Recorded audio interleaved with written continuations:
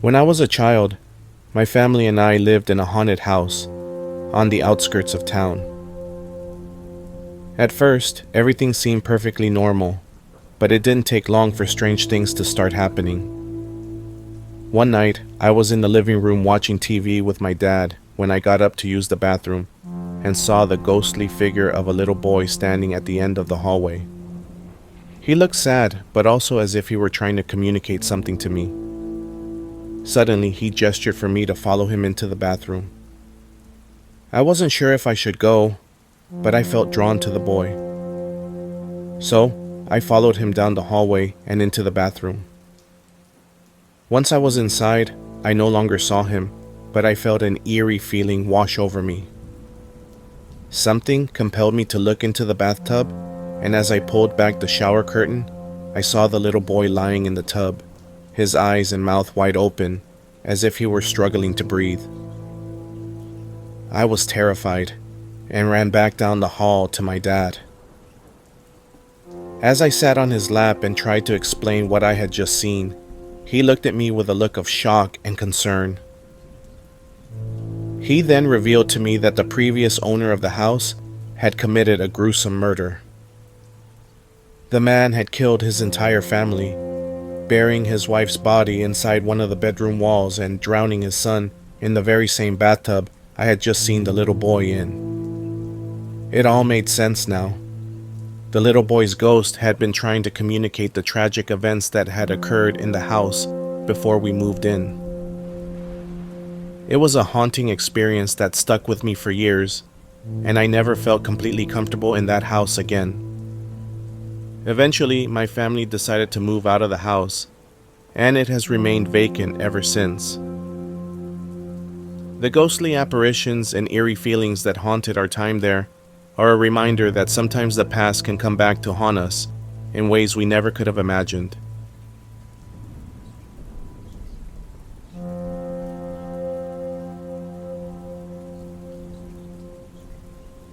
I have never spoken of what happened to me as a child.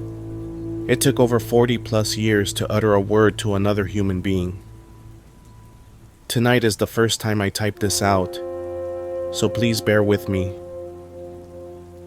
It will seem absolutely absurd, and I felt all my life that not another living soul would ever believe me.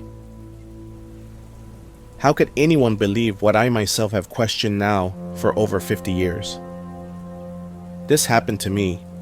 It is 100% true. It was sometime around 1971. It was midwinter on Long Island.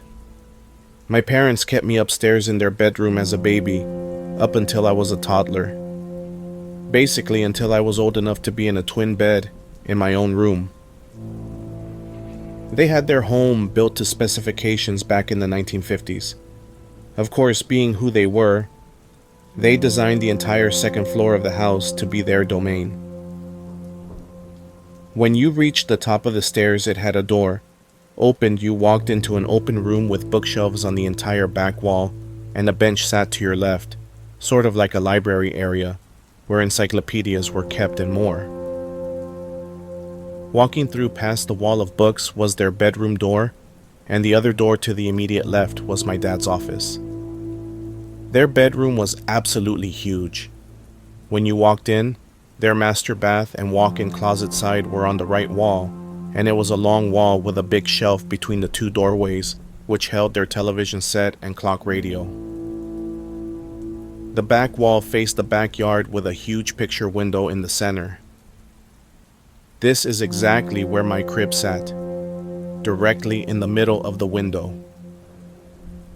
I remember a lot of moments when I was a baby. I know it might sound weird, but it's something I retained. I can't remember what I had for lunch today, but I remember many things from my childhood.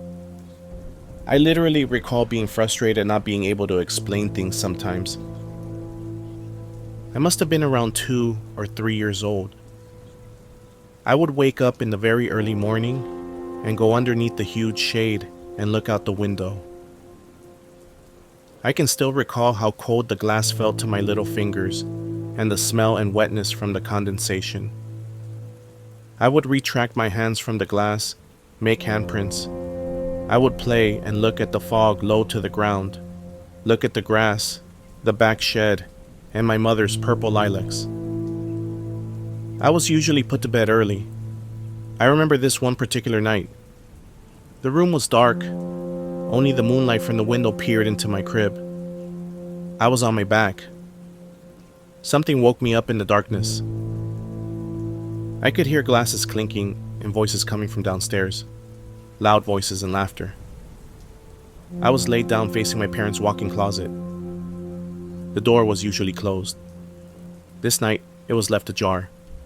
I was so little, I was a baby, a toddler, helpless. I awoke and my little eyes opened, the moonbeam peered through the glass as the shade wasn't quite all the way down. I was suddenly afraid, very afraid. I remember this. Still to this day, I don't understand or know how or why, but I do. Suddenly, a hand appeared out of the darkness. The more it moved towards me, the more the light of the moon exposed this very large, malformed hand.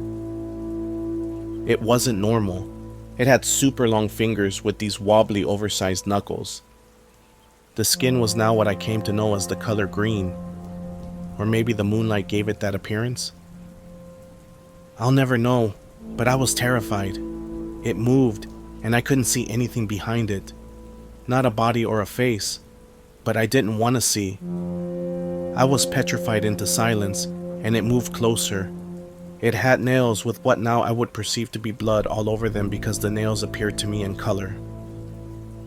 My mouth moved, but nothing came out. Until finally I heard my own voice. I somehow knew I had to scream as loud as I could.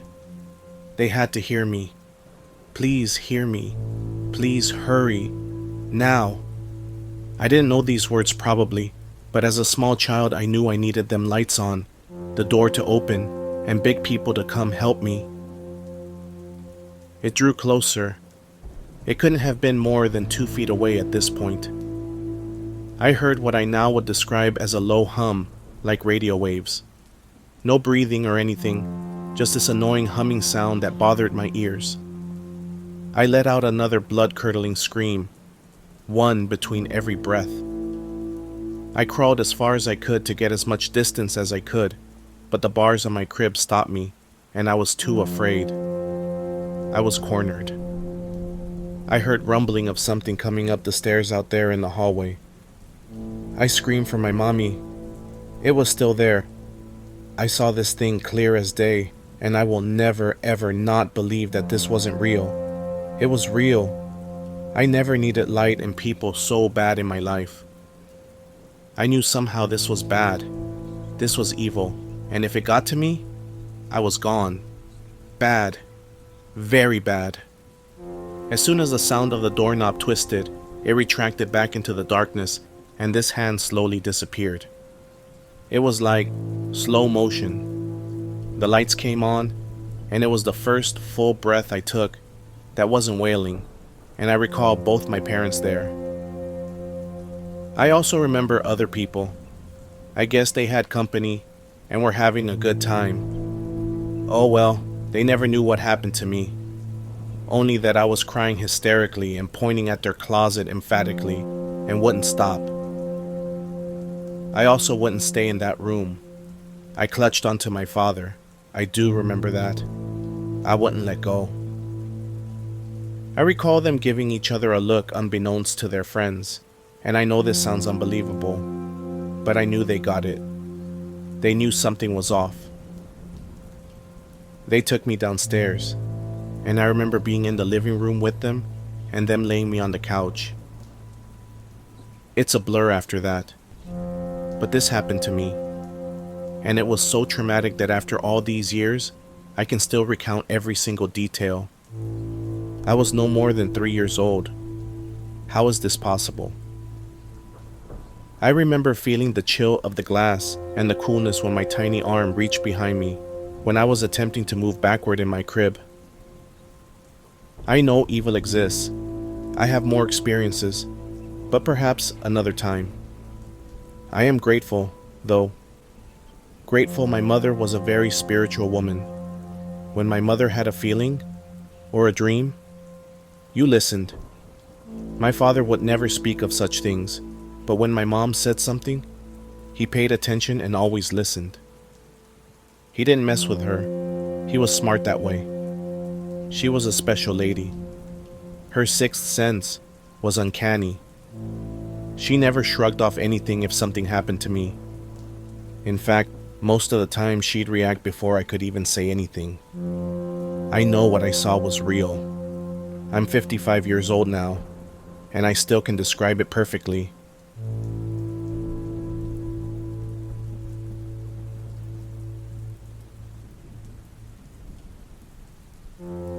About a year ago, I organized a night out with the guys, the four of us. We met at my house to walk to dinner. It wasn't a long walk, just about 5 kilometers.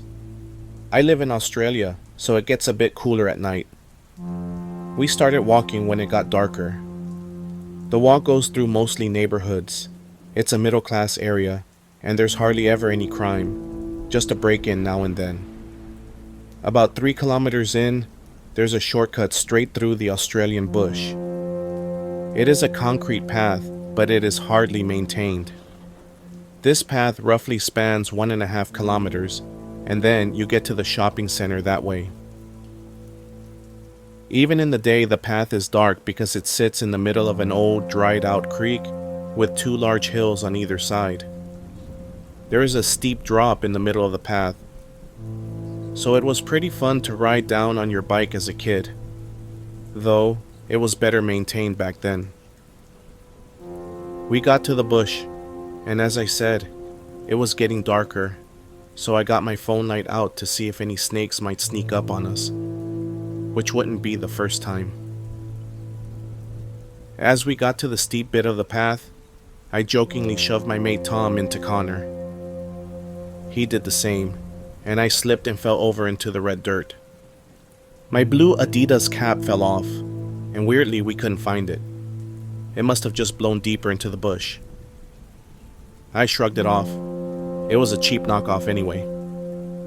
We finished dinner, and then about 9:20, we started the walk back with a few groceries in hand for breakfast in the morning. We reached the bushy part. It was pitch black, the kind of darkness where you can't see anything. I got my phone out and turned on the light. We were discussing religion, just a usual philosophical talk about demons, gods, and politics, as we all are quite interested. One of my mates is pretty jumpy when it comes to scary stuff, so when we all heard a rustle in the bush, I gave him a shove.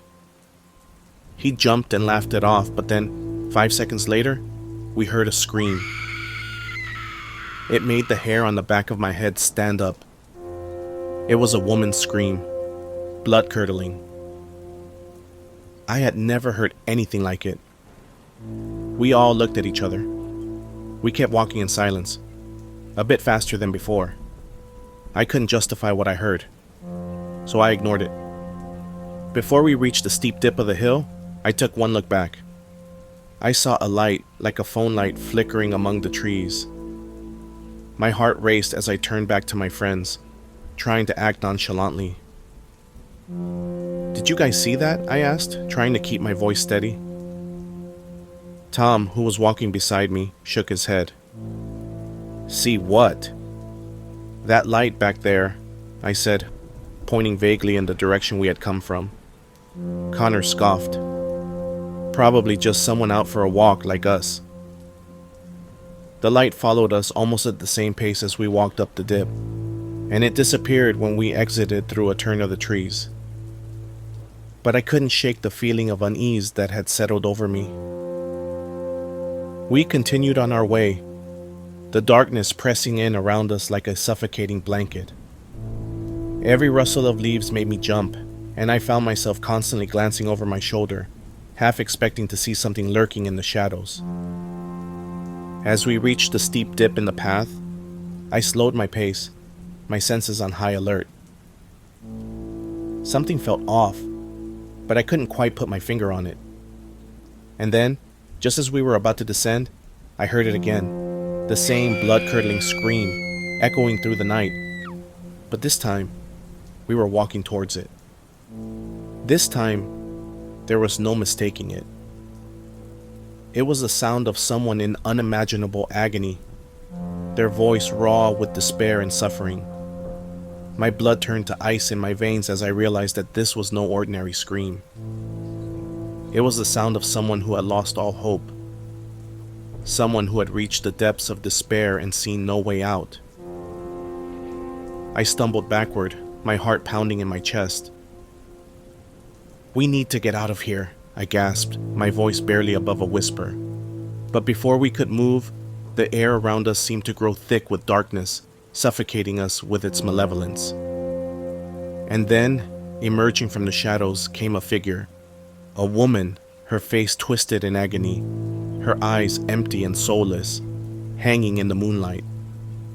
I screamed, the sound tearing from my throat in a primal burst of terror. But even as I tried to flee, I knew it was too late. We were trapped in a nightmare of our own making, haunted by the specter of someone who had chosen to end their life in the depths of the Australian bush. We arrived home after a long night of answering questions, and in my mailbox, I found the same cap I lost that night. Something very unholy happened that night that I hope to forget.